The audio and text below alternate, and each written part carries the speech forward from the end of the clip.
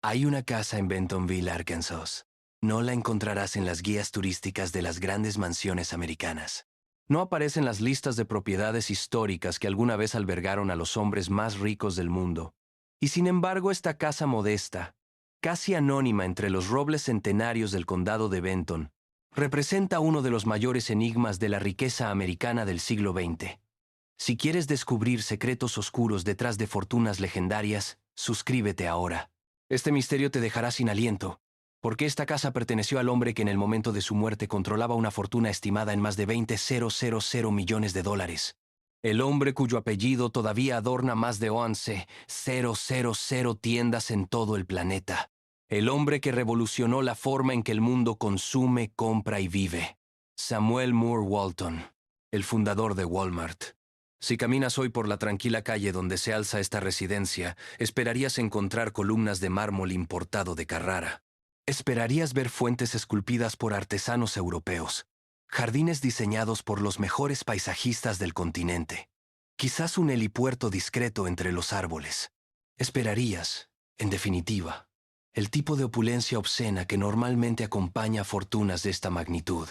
Pero lo que encuentras es algo completamente diferente. Lo que encuentras es silencio. Una casa de 3 habitaciones. Una modesta construcción de ladrillo y madera que no desentonaría en ningún suburbio de clase media americana. Ni estatuas, ni fuentes, ni columnas doradas. Solo paredes que han visto pasar décadas. Ventanas que han contemplado el ascenso y la caída de imperios comerciales. Y un silencio que pesa más que cualquier fortuna. ¿Cómo puede ser? ¿Cómo es posible que el hombre más rico de América, el visionario que cambió las reglas del capitalismo global, viviera en una casa que cualquier gerente de tienda podría permitirse? La respuesta a esta pregunta nos llevará por un viaje extraordinario. Un viaje a través de la Gran Depresión americana, a través de los campos polvorientos de Oklahoma, a través de las guerras mundiales y las revoluciones del comercio minorista. Un viaje que nos revelará no solo la historia de una casa, sino la historia de una filosofía, de una obsesión, de una maldición disfrazada de bendición. Porque Sam Walton no construyó una mansión, y esa decisión, esa aparente humildad que tantos celebraron, esconde verdades más oscuras sobre el precio del éxito, sobre la soledad del poder y sobre las grietas invisibles que aparecen cuando un hombre dedica cada segundo de su existencia a construir algo más grande que él mismo. Esta casa no está abandonada en el sentido tradicional. Sus paredes no se desmoronan. La naturaleza no ha reclamado sus jardines. No hay grafitis ni cristales rotos. Pero hay algo peor. Hay un vacío. El vacío que deja un hombre que construyó un imperio y olvidó construir un hogar. Para entender la casa de Sam Walton, primero debemos entender el mundo que lo forjó. El 29 de marzo de 1918, en el pequeño pueblo de Kingfisher, Oklahoma, nació un niño que cambiaría para siempre la forma en que América compraba y vendía. Samuel Moore Walton llegó al mundo en un momento de transición histórica. La Primera Guerra Mundial estaba llegando a su fin. La gripe española comenzaba su mortal recorrido por el planeta. Y Estados Unidos se preparaba para una década de excesos que terminaría en el mayor colapso económico de la historia moderna. Thomas Gibson Walton, el padre de Sam, era un hombre de manos callosas y pocas palabras. Había trabajado en granjas toda su vida. Conocía el valor del sudor y transmitió a su hijo una lección que marcaría cada decisión de su existencia. El dinero no crece en los árboles y cada centavo debe ganarse con esfuerzo. Nancy Lee Walton, su madre, provenía de una familia de granjeros de Oklahoma. Era una mujer práctica, sin pretensiones aristocráticas ni sueños de grandeza social. En la casa de los Walton no había criados, ni manteles de lino, ni conversaciones sobre linajes familiares. Había trabajo, había supervivencia. Había la certeza de que el día siguiente traería los mismos desafíos que el anterior. Y entonces llegó 1929. El jueves negro de octubre marcó el inicio de la Gran Depresión, el periodo más oscuro de la economía americana. Los bancos cerraron, las fábricas despidieron a millones, las filas del hambre se extendieron por las ciudades y en los pequeños pueblos del Medio Oeste. Familias enteras perdieron todo lo que tenían. Sam Walton tenía 11 años. En los años siguientes, mientras sus padres luchaban por mantener a la familia a flote, el joven Sam aprendió lecciones que ninguna universidad podría enseñar. Aprendió el valor de cada moneda. Aprendió que el orgullo no alimenta a nadie. Y aprendió sobre todo que en América el único camino hacia la seguridad era el trabajo incansable. Comenzó a trabajar a una edad en la que otros niños solo pensaban en juegos. Vendía leche de las vacas que su familia ordeñaba. Repartía periódicos antes del amanecer, pedaleando su bicicleta por calles oscuras mientras el frío de Missouri le cortaba la piel. Vendía suscripciones de revistas puerta a puerta, perfeccionando un arte que definiría su vida. El arte de convencer a la gente de que necesitaba algo que no sabía que necesitaba. Para cuando llegó a la adolescencia, Sam Walton ya había desarrollado lo que él mismo llamaría más tarde su obsesión por los números. Contaba cada centavo, calculaba márgenes de ganancia en su cabeza, observaba cómo funcionaban los negocios locales y se preguntaba constantemente cómo podrían funcionar mejor. Sus compañeros de clase lo recordaban como un joven extrañamente serio. Participaba en actividades, era quarterback del equipo de fútbol, era presidente del consejo estudiantil, pero siempre había algo distante en su mirada, como si parte de su mente estuviera calculando algo que los demás no podían ver. En 1940, Sam Walton se graduó de la Universidad de Missouri con un título en economía. 3 días después, comenzó a trabajar en JCPenney. Su salario inicial era de $75 al mes. Era un comienzo humilde, pero el joven de Kingfisher tenía planes que nadie podía imaginar. El trabajo en JCPenney transformó a Sam Walton para siempre. Observaba cada detalle del funcionamiento de la tienda, cómo se organizaban los productos, cómo se atendía a los clientes, cómo se gestionaba el inventario. Pero lo más importante que aprendió fue una filosofía que el fundador de la cadena había convertido en dogma empresarial. Los empleados no eran empleados, eran asociados. Y los clientes siempre tenían la razón. En febrero de 1943, mientras la Segunda Guerra Mundial consumía al mundo, Sam Walton se casó con Helen Robson. Helen provenía de una familia con recursos. Su padre, un destacado abogado y banquero, vio en Sam la ambición y la determinación, y le prometió apoyo financiero cuando estuviera listo para emprender por su cuenta. Cuando la guerra terminó en 1945, Sam Walton tenía 27 años, y una determinación inquebrantable de no trabajar jamás para otro hombre. Con $20,000 compró su primera tienda, una franquicia Ben Franklin en Newport, Arkansas, y desde el primer día aplicó ideas que iban contra la sabiduría convencional del comercio minorista. Bajó los precios apostando a que el volumen de ventas compensaría la reducción en márgenes. Conocía a cada cliente por su nombre. Mantenía la tienda abierta más horas que cualquier competidor, trabajando jornadas de 16 horas que dejaban poco tiempo para cualquier otra cosa. Helen Walton comenzó a entender algo sobre el hombre con quien se había casado. Sam no trabajaba para vivir. Sam vivía para trabajar. La tienda no era un negocio. Era una obsesión que consumía cada momento de vigilia y probablemente muchos de sus sueños. En 5 años transformó esa pequeña franquicia en la tienda Ben Franklin más rentable de Arkansas. Y entonces, el destino demostró su cruel sentido del humor. El dueño del local decidió no renovar el contrato de alquiler. Quería la tienda para su propio hijo. En un instante, todo lo que había construido desapareció. La familia dejó Newport atrás. Su destino era Bentonville, Arkansas, un pueblo de menos de 3,000 habitantes que el tiempo parecía haber olvidado. Y allí, Sam Walton compró una casa. No era la más grande del pueblo ni la más elegante. Era una construcción modesta de ladrillo y madera con suficientes habitaciones para su creciente familia y un garaje donde podía estacionar su camioneta. Helen, que provenía de una familia con mayores recursos, había aprendido a conocer a su esposo. Sabía que para Sam gastar dinero en ostentación personal era casi físicamente doloroso. Cada dólar que no se invertía en el negocio era un dólar desperdiciado. Sam abrió su nueva tienda en la plaza central de Bentonville. La llamó Walton's Five and Dime. Se levantaba a las 4 de la mañana. Llegaba a la tienda antes del amanecer para revisar inventarios, limpiar estantes, preparar todo para el día. Helen preparaba la cena y esperaba, a veces hasta las 9 o 10 de la noche, a veces hasta más tarde. Los niños crecían viendo a su padre como una figura distante que aparecía en la casa solo para dormir unas pocas horas antes de desaparecer de nuevo. Y entonces Sam Walton tuvo una idea que cambiaría la historia del comercio minorista para siempre. El 2 de julio de 1962, en Rogers, Arkansas, abrió la primera tienda con un nombre que pronto sería reconocido en todo el planeta: Walmart Discount City. La filosofía era revolucionaria. Precios bajos todos los días. No habría ventas especiales ni promociones de temporada. Walmart operaba con márgenes del 20 o incluso 15% donde otros buscaban el 40 o 50, y funcionó. Para 1967 había 24 tiendas Walmart. En 1970 la compañía salió a bolsa y el dinero llegó como un tsunami.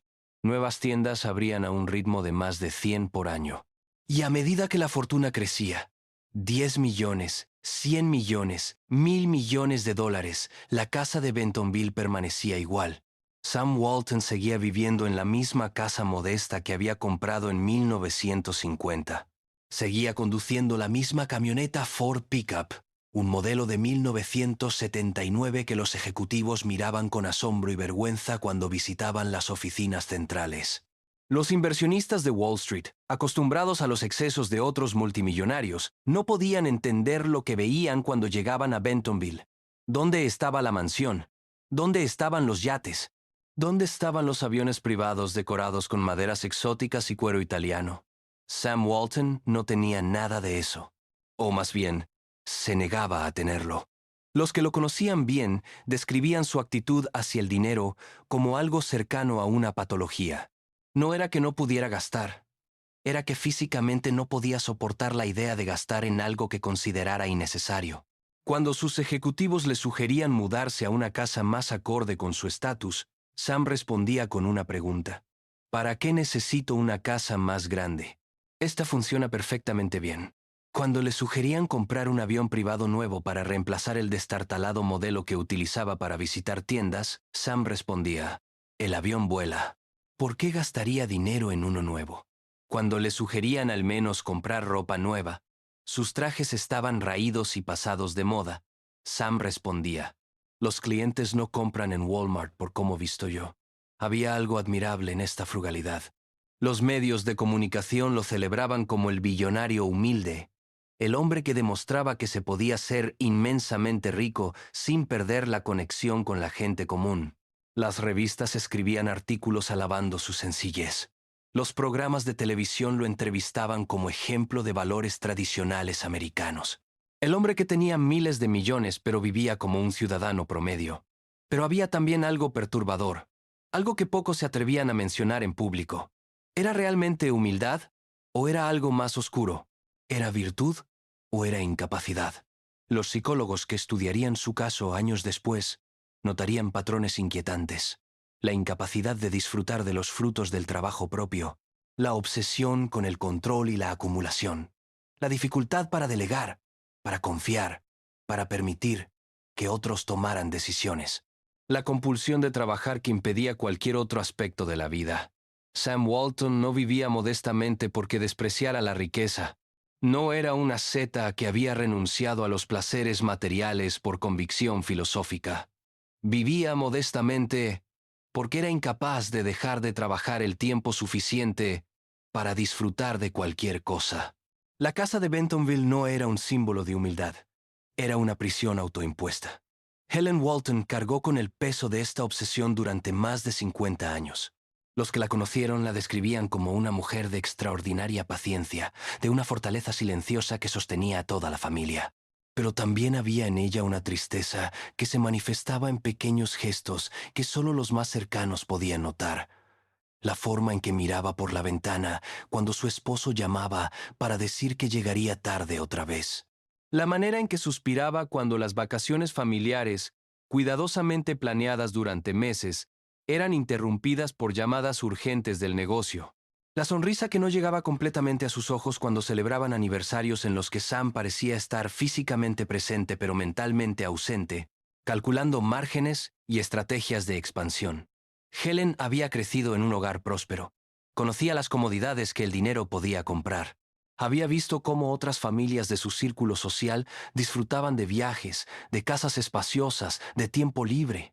Y, sin embargo, se había casado con un hombre que consideraba esas comodidades como debilidades morales, como traiciones a los principios que lo habían formado durante la Gran Depresión. En los primeros años ella sugirió reformas para la casa, pequeñas mejoras que harían la vida más cómoda para una familia que crecía. Sam escuchaba, asentía vagamente, y luego olvidaba la conversación en cuanto llegaba a la tienda. Cada dólar que Helen quería gastar en el hogar era un dólar que Sam veía como desperdiciado, como robado al negocio que era su verdadera familia. Los niños crecieron notando la ausencia. No era una ausencia física completa. Sam estaba presente en los momentos importantes, en las graduaciones, en los eventos escolares, pero había una distancia emocional que ninguna cantidad de presencia física podía compensar. Rob, el mayor, heredó la obsesión de su padre por el trabajo. Desde joven mostró una aptitud para los números que su padre reconoció y cultivó con orgullo, pero también heredó la incapacidad de su padre para relajarse, para estar presente, para vivir en el momento. Veía en su padre un modelo a seguir, pero ese modelo incluía el sacrificio de todo lo demás en el altar del éxito empresarial. John, el segundo hijo, tomó un camino diferente. Fascinado por la aviación, se convirtió en piloto y parecía encontrar en los cielos una libertad que la tierra no le ofrecía. Volaba los aviones de la compañía, alejándose literalmente de la órbita gravitacional de su padre. En las alturas, lejos de las tiendas y los números y las reuniones interminables, John podía respirar. Jim, el tercer hijo, buscó su propia identidad en la filantropía y en intereses que nada tenían que ver con el comercio minorista. Era quizás el más introspectivo de los hermanos, el que más claramente veía las contradicciones de la vida familiar, el que se preguntaba en voz alta si todo el dinero del mundo valía la pena, cuando el costo era no conocer realmente a tu propio padre. Alice, la única hija, creció rodeada de hombres consumidos por el trabajo y desarrolló un interés por el arte que su padre nunca comprendió del todo. Para Sam, el arte era una frivolidad, un gasto innecesario en algo que no generaba retorno de inversión. No podía entender por qué alguien pagaría millones por un cuadro cuando ese dinero podría abrir 10 tiendas nuevas. La familia Walton era, en muchos sentidos, extraordinariamente unida. Los domingos, cuando Sam finalmente permitía que la tienda de su mente cerrara por unas horas, la familia se reunía para comidas largas y conversaciones que podían durar toda la tarde. Había risas, había historias, había momentos de genuina conexión, pero incluso en esos momentos, la sombra de Walmart estaba presente. Sam hablaba de las tiendas, de los números, de los competidores, de las nuevas estrategias de expansión. Helen y los niños escuchaban. Participaban cuando podían, aportaban ideas cuando se les pedía, pero todos sabían que la verdadera pasión de Sam, su verdadero amor, no estaba en esa mesa. Estaba en los pasillos de sus tiendas, entre los estantes de productos con descuento, en las salas de juntas donde se tomaban las decisiones que movían millones de dólares. Estaba en los números que bailaban en su cabeza incluso cuando intentaba dormir. Estaba en la siguiente conquista, la siguiente región, la siguiente meta imposible que había que alcanzar. La casa de Bentonville permanecía como un recordatorio silencioso de lo que Sam Walton había elegido no ser. Podría haber sido un patriarca de una gran familia, disfrutando de nietos en una propiedad majestuosa con jardines donde los pequeños pudieran correr y explorar. Podría haber sido un filántropo celebrado, donando fortunas a causas nobles y viendo el impacto tangible de su riqueza en las vidas de otros. Podría haber sido un hombre de cultura, coleccionando arte, patrocinando óperas, construyendo museos que llevarían su nombre durante siglos. Podría haber sido tantas cosas. En cambio, eligió ser una sola cosa: un comerciante. Un comerciante extraordinariamente exitoso. Sí, pero un comerciante al fin. Y la casa de Bentonville, esas paredes modestas, esas habitaciones sin ornamentos, esos techos que nunca fueron tan altos como podrían haber sido, era el monumento a esa elección. Era la evidencia física de una filosofía de vida que priorizaba la acumulación sobre el disfrute, el trabajo sobre la presencia, el éxito sobre la felicidad. Y entonces llegó el diagnóstico que cambiaría todo: leucemia de células pilosas. Los médicos pronunciaron el nombre de la enfermedad en 1982, cuando Sam tenía 64 años. Era un tipo raro de cáncer de la sangre, una enfermedad que atacaba el sistema inmunológico y dejaba al cuerpo vulnerable a infecciones que una persona sana combatiría sin dificultad. Sam Walton, el hombre que había construido un imperio sobre la base de nunca rendirse, de nunca aceptar un no como respuesta, de trabajar más duro que cualquier competidor, enfrentaba ahora a un enemigo que no podía ser derrotado con trabajo duro ni con estrategias comerciales brillantes. El cáncer no negociaba. El cáncer no se impresionaba con fortunas. El cáncer no le importaba cuántas tiendas habías abierto. Al principio, Sam intentó ignorar la enfermedad como había ignorado tantas otras distracciones a lo largo de su vida. Siguió visitando tiendas, conduciendo su camioneta por las carreteras de Arkansas y Missouri. Siguió reuniéndose con ejecutivos, revisando números, tomando decisiones estratégicas. Siguió levantándose antes del amanecer para revisar reportes de ventas, como si la rutina pudiera mantener a raya la realidad de su mortalidad. Pero el cáncer no respetaba su ética de trabajo. Los tratamientos lo debilitaban. La quimioterapia le robaba energía que nunca recuperaba completamente. Infecciones que antes habría combatido con facilidad ahora lo enviaban al hospital durante semanas.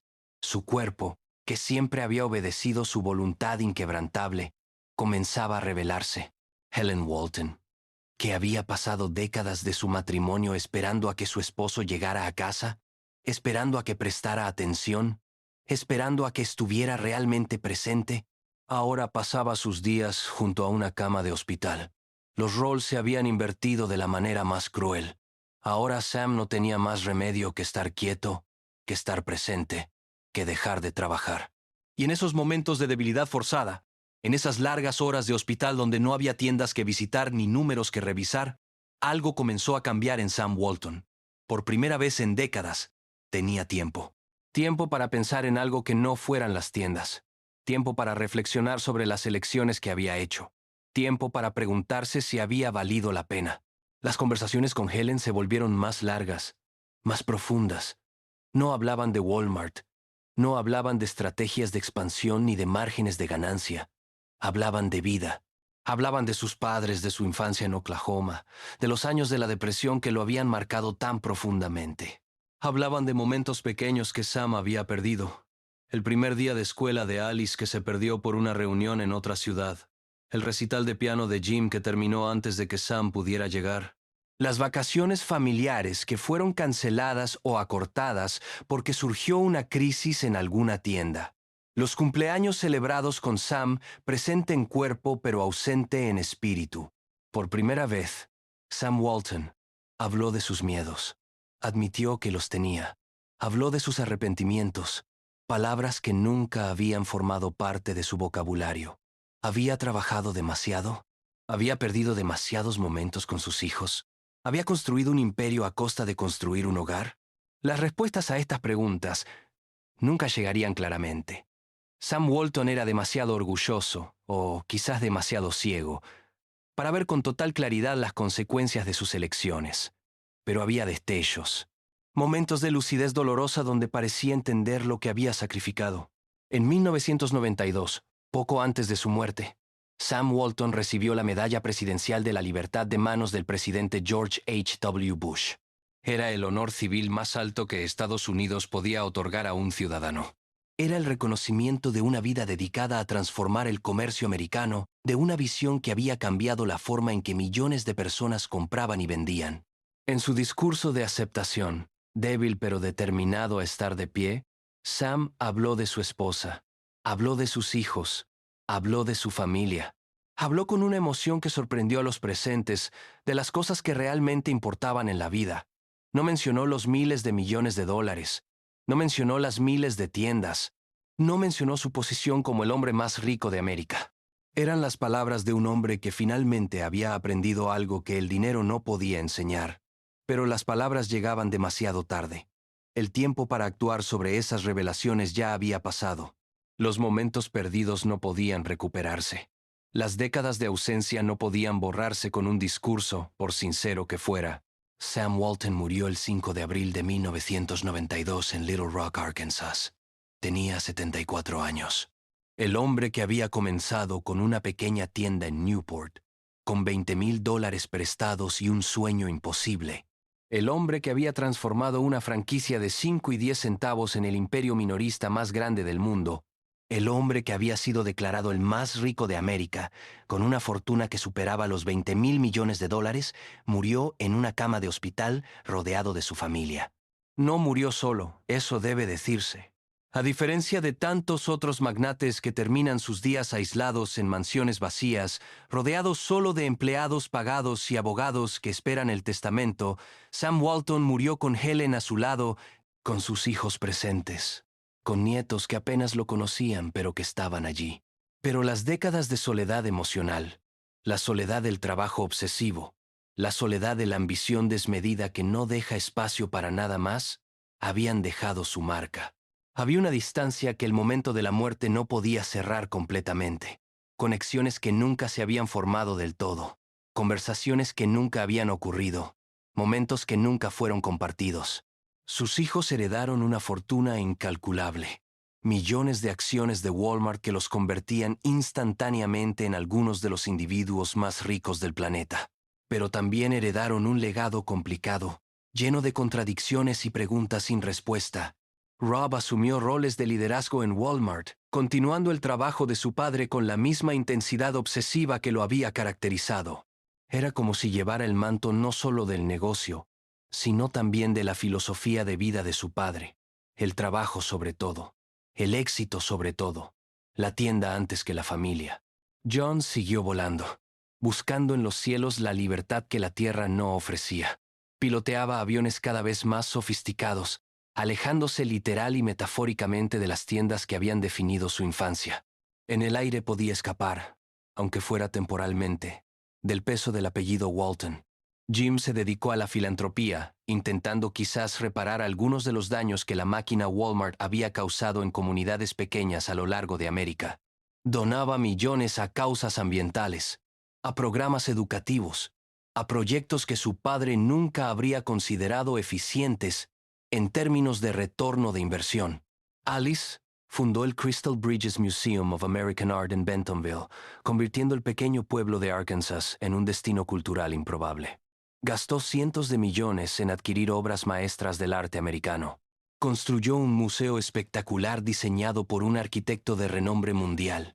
Era, en cierto modo, un acto de rebeldía silenciosa contra todo lo que su padre había representado. Gastar fortunas en arte, en belleza, en cosas que no generaban ganancia económica directa, en cosas que su padre consideraba frivolidades. Era como si Alice estuviera diciendo con cada cuadro adquirido que había otras formas de medir el valor, que el dinero podía hacer algo más que abrir tiendas.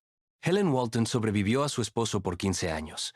Vivió hasta 2007, muriendo a los 87 años en la misma casa modesta de Bentonville, donde había vivido durante más de medio siglo. La casa donde había criado a 4 hijos. La casa donde había esperado incontables noches a que su esposo regresara del trabajo. La casa que podría haber sido un palacio, pero que se había quedado modesta por la voluntad inquebrantable de un hombre. En sus últimos años, Helen habló ocasionalmente con periodistas sobre su vida con Sam. Siempre lo hacía con cariño, con lealtad inquebrantable. Nunca lo criticó públicamente. Nunca expresó amargura. Pero en sus palabras, para los que sabían escuchar entre líneas, había una melancolía, una sensación de oportunidades perdidas, de una vida que podría haber sido diferente. La casa permanece. Las paredes que vieron la infancia de 4 niños que crecieron en la sombra de un imperio en construcción. Las paredes que presenciaron incontables noches de espera mientras Sam trabajaba hasta la madrugada. Las paredes que escucharon las conversaciones de una familia extraordinariamente rica, pero extrañamente austera, que tenía acceso a todo pero se permitía muy poco. Esas paredes siguen en pie. No son ruinas físicas. La casa está bien mantenida, estructuralmente sólida, pero hay algo diferente ahora. Un silencio que no existía antes, aunque quizás ese silencio siempre estuvo allí, solo que ahora es más evidente. Un vacío que ningún mueble puede llenar, ninguna decoración puede disfrazar. La casa de Bentonville no está abandonada en el sentido físico. No hay paredes desmoronándose bajo el peso inexorable del tiempo. No hay techos hundidos por décadas de lluvia sin mantenimiento. No hay ventanas rotas por vándalos. No hay grafitis proclamando territorios de pandillas. No hay la decadencia visible que normalmente asociamos con el abandono. Pero hay un tipo diferente de ruina. Una ruina más profunda, más permanente. La ruina de las oportunidades perdidas. La ruina de los momentos que nunca fueron vividos. La ruina de las conversaciones que nunca ocurrieron. La ruina de los abrazos que no se dieron porque siempre había una reunión más importante. La ruina de las vacaciones canceladas. La ruina de los cumpleaños apresurados.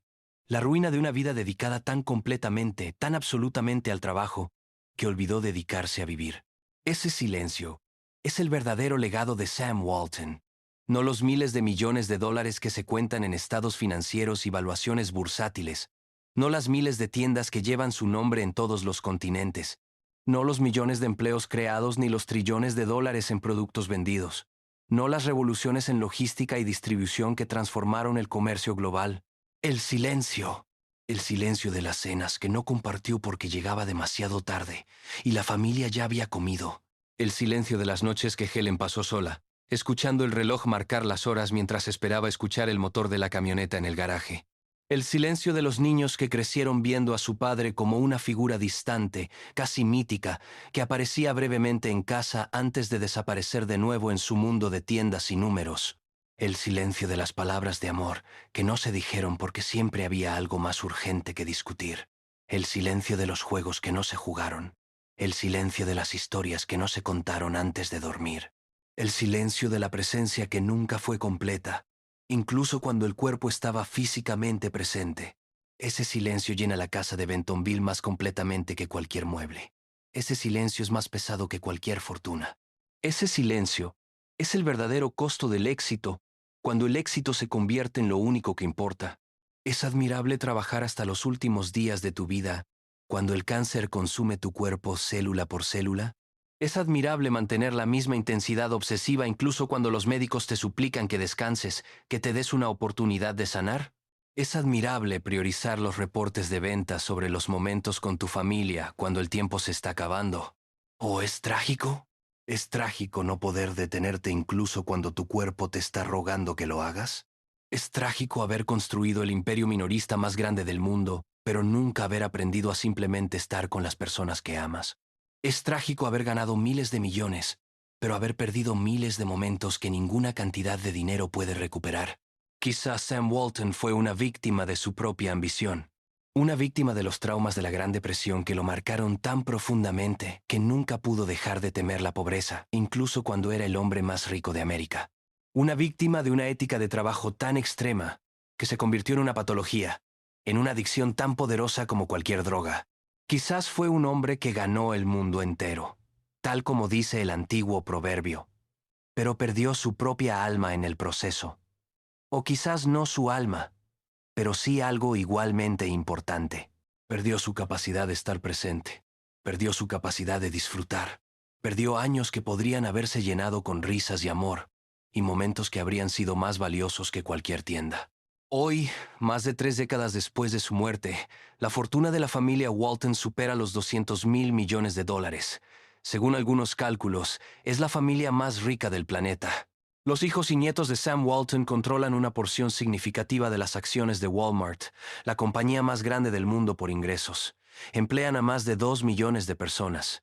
Sus decisiones afectan economías enteras y viven vidas muy diferentes a la que Sam vivió. Hay mansiones ahora. Mansiones espectaculares en múltiples estados. Propiedades con docenas de habitaciones. Con jardines diseñados por los mejores paisajistas del mundo. Con vistas que quitan el aliento. Hay yates atracados en puertos exclusivos. Hay jets privados con interiores personalizados. Hay colecciones de arte que rivalizan con museos.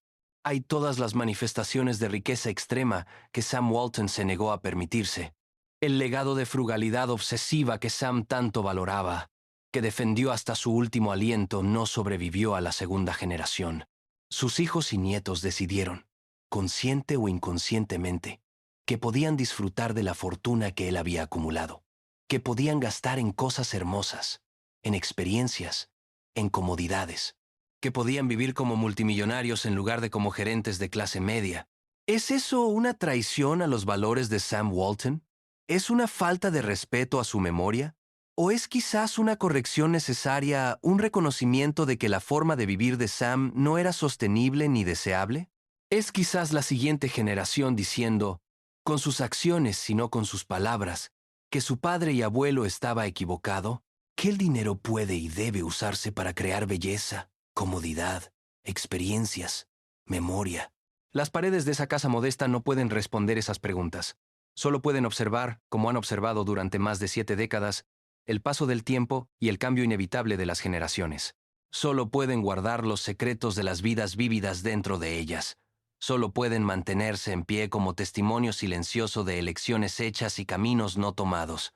La casa de Bentonville permanece como testimonio silencioso de una verdad fundamental que todos enfrentamos, pero que pocos admitimos completamente.